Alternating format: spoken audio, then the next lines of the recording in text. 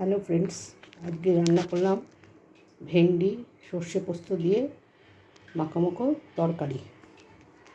ভেন্ডি সর্ষে পোস্ত দিয়ে মাখামাখো তরকারি। ভেন্ডিগুলো এই দেখতে পাচ্ছ যেভাবে কেটেছি, এইভাবে প্রত্যেকটা ভেন্ডি কেটেছি। বড়গুলো একটু মাঝখান থেকে কেটেছি করে মশলা দিয়েছি, সর্ষে পোস্ত কাঁচা লঙ্কা, আর কিছু মশলা দিইনি।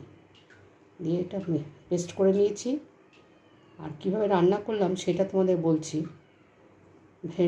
কড়াইয়ের মধ্যে কালো জিরে ফোড়ন দিয়েছি, দিয়ে ভেন্ডিটাকে দিয়ে দিয়েছি।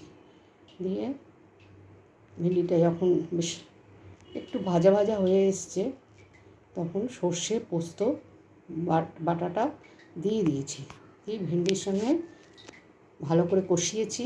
কষানোর পরে একটু জল দিয়েছি, জল দিয়ে নুন চিনি হলুদ যা দেওয়ার সব দিয়েছি। টমেটো দিয়েছি একটু, দিয়ে ঢাকা দিয়ে দিয়েছি। এই যে ভেন্ডি সর্ষে পোস্ত, বুঝতে পারছো?